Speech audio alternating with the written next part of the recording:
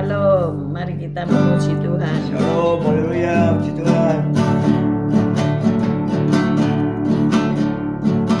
Datanglah ke baitnya dengan hati Bersyukur dalam pelatarannya, dengan hati bersuka datanglah ke baitnya dengan hati bersyukur ke dalam pelatarannya, dengan hati bersuka rasakan dan lihatlah betapa baiknya Tuhan bagi yang berlindung padanya.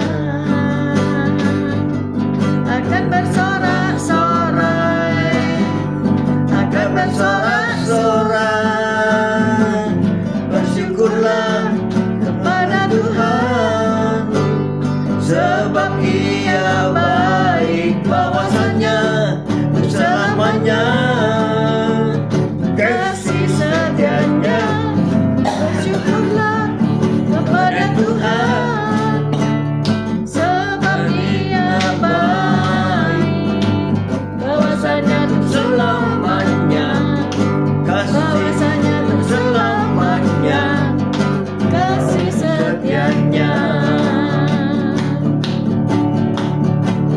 Datanglah ke baitnya dengan hati bersyukur, datanglah ke latarannya dengan hati bersuka, katakan terlihatlah betapa baiknya Tuhan bagi yang berlindung padanya.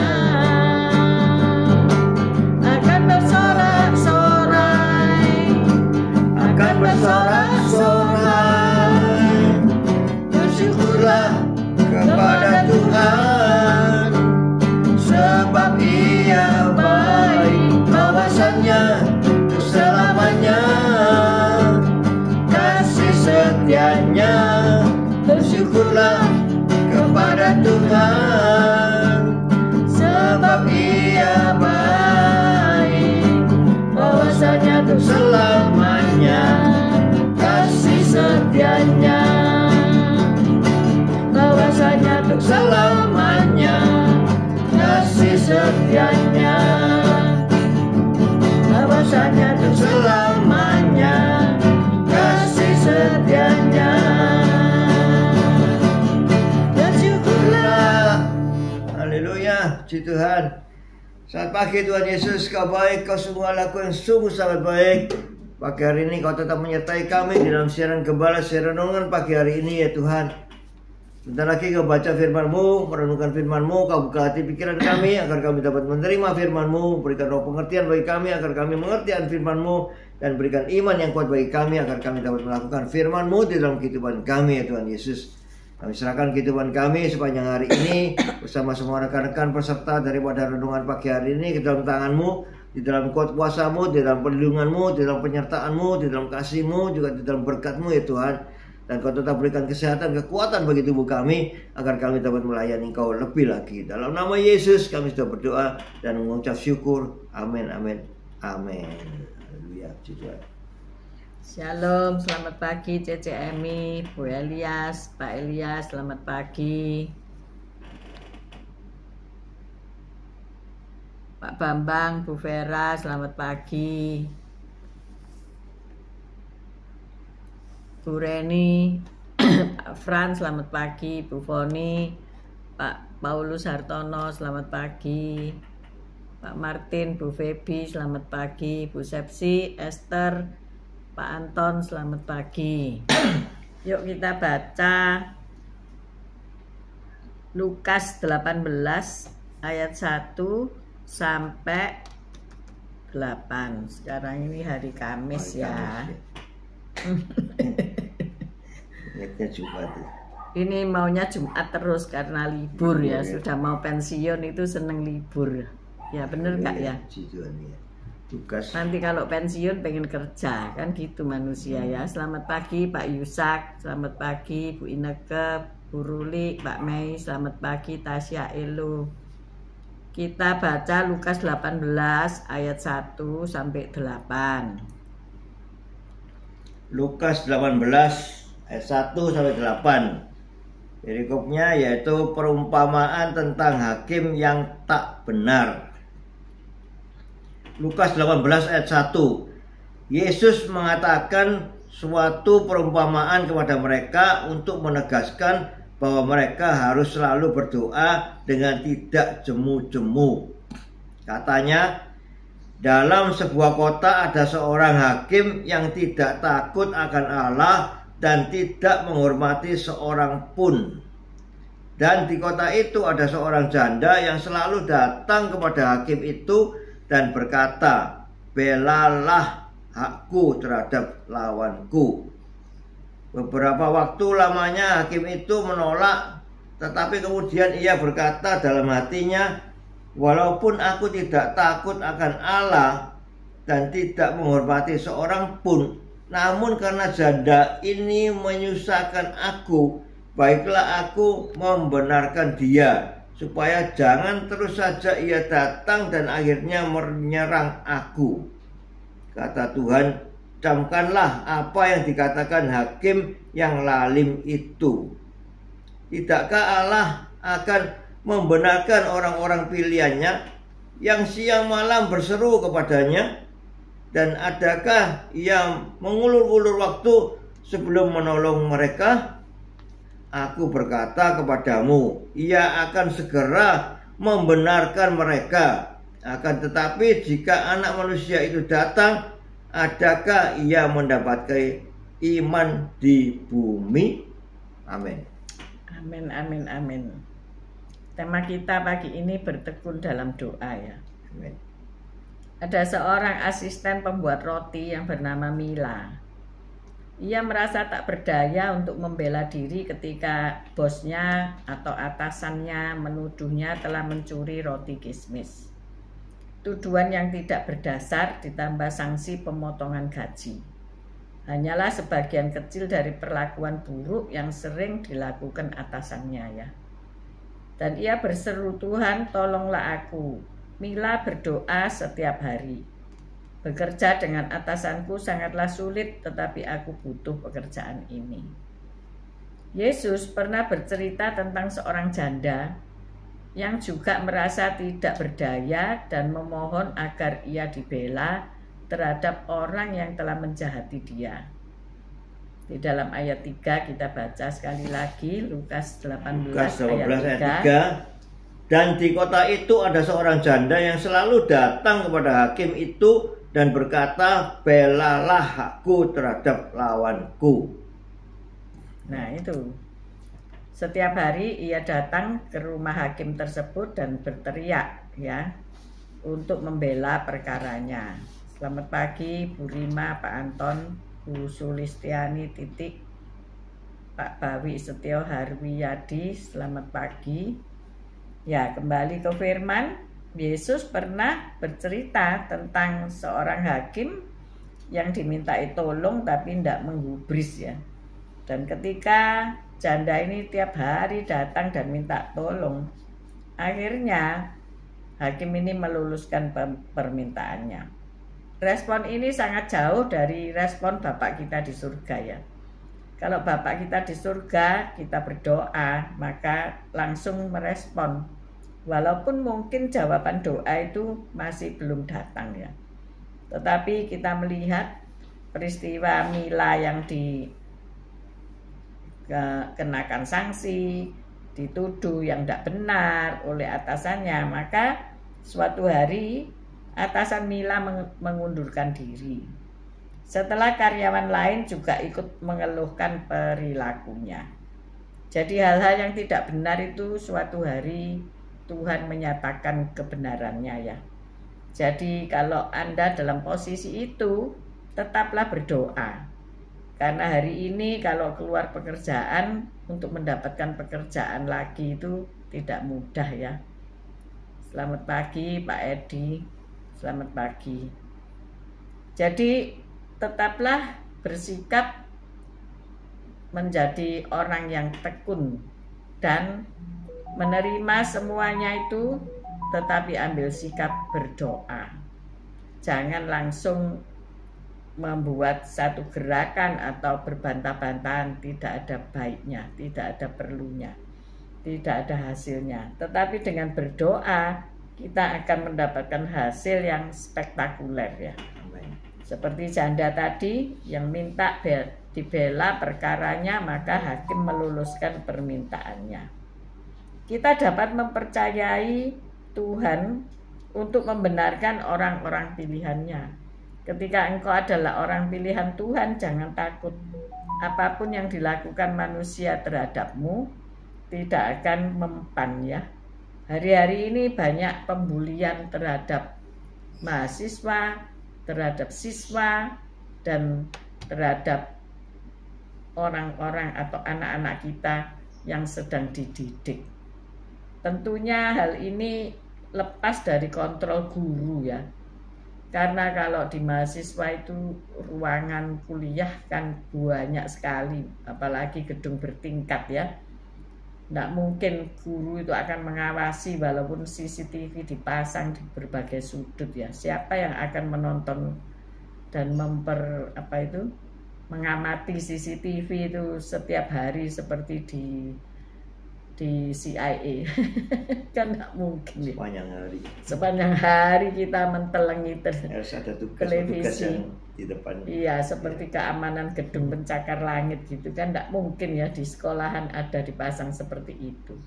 Tetapi saya tadi pagi berbincang dengan seorang ibu yang mempunyai anak wanita dan sekolah di sekolah Kristen. Catat baik-baik ya, sekolah Kristen.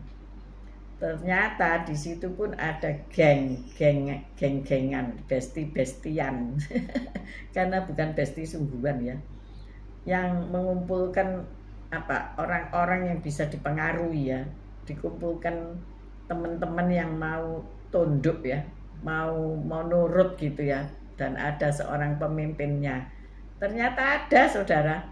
Dan mereka akan membuli atau menindas orang-orang yang ditengarai berprestasi. Nah ini masalahnya ya. Orang yang berprestasi malah justru dibuli, ditindas, kalau bisa dicelakai ya. Ini betul-betul dunia akhir zaman yang sangat amat mengerikan. Di mana kasih sudah menjadi dingin. Dikatakan bahwa university tersebut mempunyai ruangan yang kadang-kadang kosong, tidak terpakai ya. Dan mereka terus membangun ke atas dan ada banyak ruangan atau lorong-lorong gelap yang tidak ada difungsikan, tidak ada fungsinya. Nah itu menyebabkan kejahatan akan terjadi di tempat itu ya. Dan anak ibu ini di WA harap berkumpul di ruangan itu ya, ruangan yang tidak terpakai, yang kosong. Dan ketika ia merespon, ternyata di sana juga ada anak-anak yang sedang menunggu ya. Mereka berbincang-bincang, kemudian ada satu yang sebagai kepala kakak kelas, tapi ya bisa melakukan hal yang negatif gitu ya. Nah ini masalahnya ya. Jadi orang-orang tua kan tidak ngerti ya. Anak-anaknya dikirim sekolah, dipikir nanti bisa pinter dan bisa sukses, berhasil, berkemenangan. Ternyata anak-anak ini juga menghadapi masalah walaupun di dunia pendidikan ya.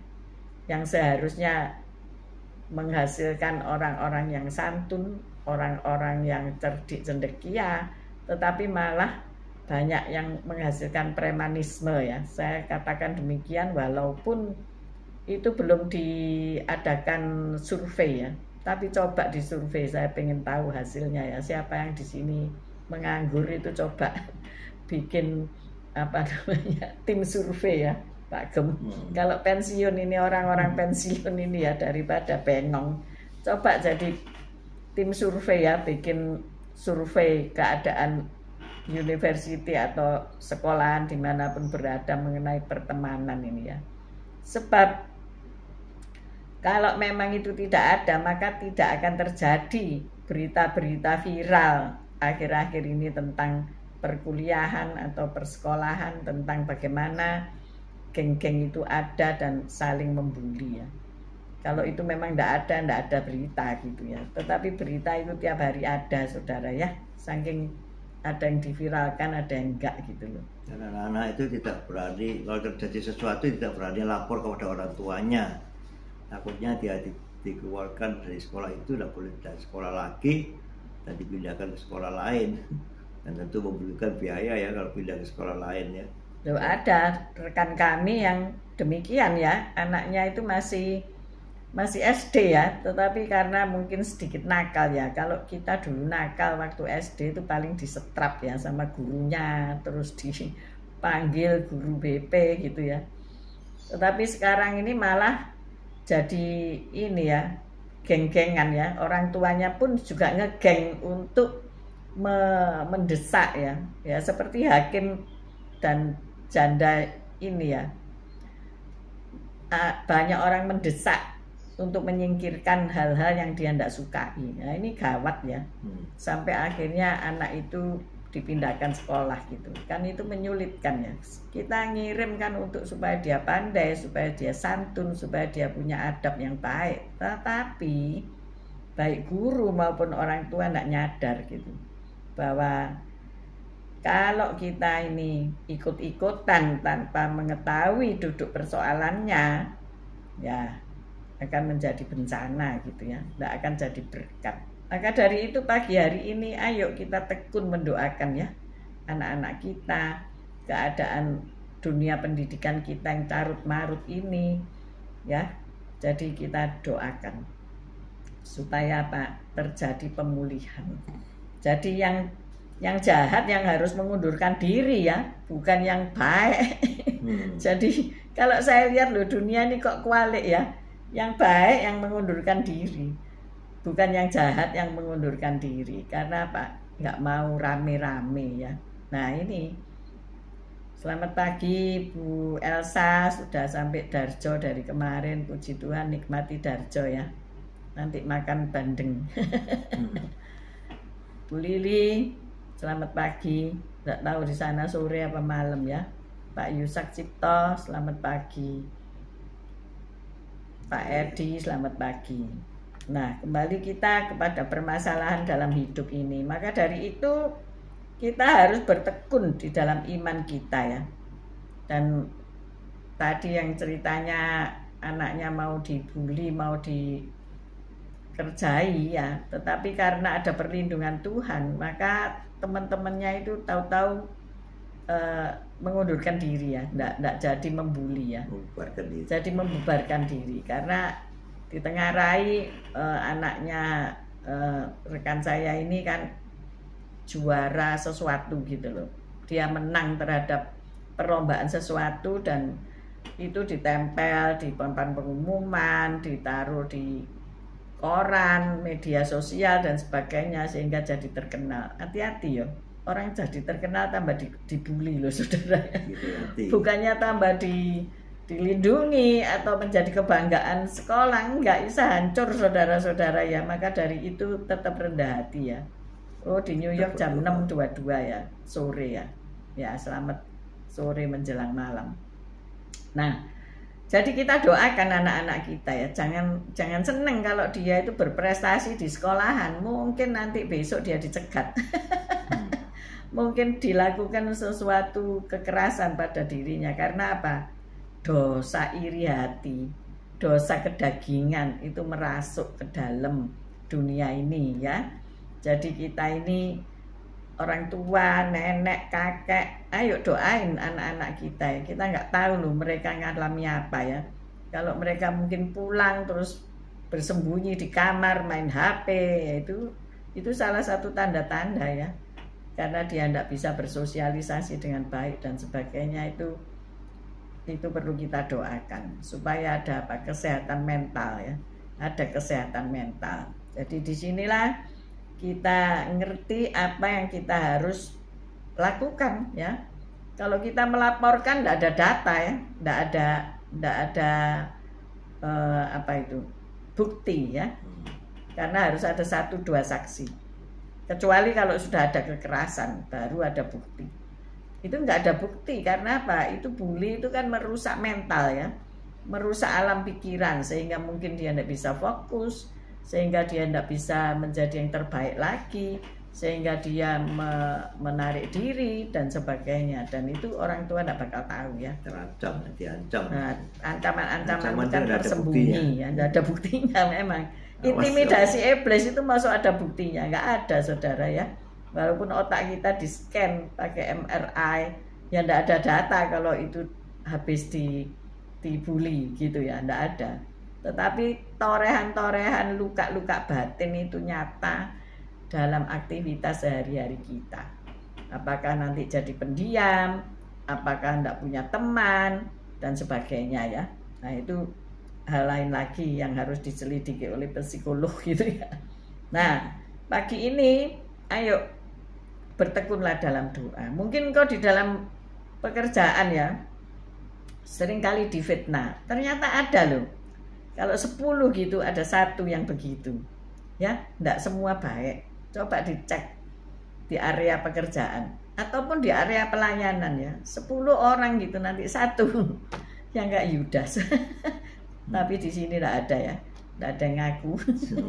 Semua baik-baik saja. Soalnya kita nggak langsung berhubungan ya. Kita hanya ngomong satu arah gitu. Tapi coba 2 arah nanti kita akan tahu siapa Yudasnya gitu ya. Nah, ayo ketika Tuhan menyingkapkan sesuatu dalam kehidupan kita, oh ini loh ternyata musuhmu, musuh dalam selimut itu ini dia, terus mau apa no? Terus mau diapa no Pak Gem? Apa ya, mau ditantang? Kalau kita berbuat sesuatu yang jahat kepada mereka ya resikonya kita mendapatkan hukuman juga ya. Jadi ya lebih baik didoakan. Ya, seperti Hakim ini tadi dia mengakui bahwa dia tidak takut akan Allah. Ya. Jadi Lukas 15 ayat 4 tadi, pada beberapa waktu lamanya Hakim itu menolak, tetapi kemudian dia berkata dalam hatinya, walaupun aku tidak takut akan Allah dan tidak menghormati seorang pun. Ini perbuatan Hakim itu tidak takut akan Allah. Ya, sehingga dia berbuat demikian dewe itu nggak mau ini ibu yang minta bantuan tidak dibantu, tidak dibela sama dia karena dia tidak takut Allah sama Tuhan dan dia tidak takut disalahkan oleh Tuhan ya, karena dia tidak takut akan Tuhan ya. Hakim ini seolah-olah dia menjadi Tuhan ya. Jadi ya tapi didoakan terus, akhirnya mencair juga ya ini hati Hakim yang keras ini ya. Iya, kalau seperti batu yang keras itu kalau ditetesi air setiap hari akhirnya lubang juga ya batu yang keras itu. Jadi ya perlunya setiap saat kita berdoa seperti anak-anak yang dibully itu ya mereka harus membawa dirinya untuk lebih dekat dengan Tuhan. Karena kadang-kadang ditanya kamu ke gereja kan? Kadang-kadang tante waduh ini ya loh, jadi tidak tekun di dalam Tuhan. Kalau mereka tekun di dalam Tuhan, mereka berdoa, pembulian itu tidak akan terjadi. Itu mereka akan baik-baik saja, bahkan bisa bergaul dengan mereka, tapi jaga jarak untuk tidak mengikuti kemauan mereka yang jahat. Ya, jadi perlunya kita ajak ya anak-anak itu doa bersama, adakan waktu doa bersama untuk mereka tetap di-cover di dalam Tuhan dan hatinya tetap melekat kepada Tuhan. Dan setiap minggu kalau dia harus beribadah ya. Dia tidak ibadah ya kita yang korban, kita ajak dia ibadah. Kalau kita di Sidoarjo misalnya, dia di Surabaya, ya sempatkanlah kita ke Surabaya untuk hari Minggu itu ajak dia beribadah bersama gitu loh. Jangan kita kerja terus cuan terus dari jen terus, tapi anak kita hilang jauh dari Tuhan. Apa artinya kehidupan ini? semuanya itu sudah terjadi ya. Jadi sebelumnya semua itu terjadi, ayo kita menjadi ya, jangan menjadi seperti hakim yang tidak takut akan Tuhan ini. Jadilah kita anak-anak yang takut akan Tuhan ya, sehingga ya Tuhan pasti menyertai cover kita, sehingga selalu kehidupan kita dalam keadaan yang baik. Haleluya. Ya, mari kita berdoa. Haleluya. Bapa, kami mengucap syukur, terima kasih karena Engkau mengingatkan kami agar kami tetap bertekun di dalam doa. Untuk hal-hal yang kami tidak bisa atasi, untuk hal-hal yang kami tidak bisa selesaikan. Karena mungkin nanti kalau kami selesaikan dengan cara kami akan menjadi tambah lebih jelek. Maka kami pagi hari ini menyerahkannya ke dalam tangan-Mu Tuhan. Engkaulah yang menjadi hakim di antara kami. Ketika kami berselisih paham dengan sahabat, dengan rekan pelayanan, dengan siapapun juga dalam keluarga Tuhan. Mungkin mereka menghina kita, mungkin mereka menindas kita. Tuhan, kami tidak mampu berbuat suatu apa. Karena ketika kami sudah tidak tahan lagi, maka nanti akan membuat suatu keributan yang lebih besar yang merugikan banyak orang. Tuhan Yesus, tolonglah kami. Tuhan Yesus, kami percaya kuasa salib-Mu berkenan atas hidup kami. Tutup bungkus setiap kami dengan kuasa darah Yesus, sehingga tidak ada roh-roh jahat yang akan menghalang-halangi kesuksesan dalam hidup kami. Terima kasih buat kami lebih mengenal kuasa salib Yesus. Terima kasih Tuhan. Haleluya, haleluya. Amin, amin, amin. Haleluya, Tuhan. Selamat pagi. Tuhan memberkati engkau, Tuhan melindungi engkau.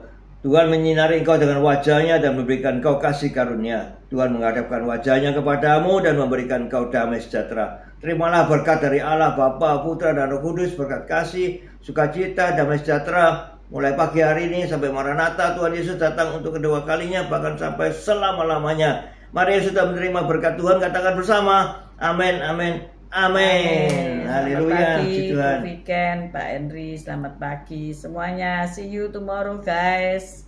God bless, you all. Thank you. Bye bye. Haleluya.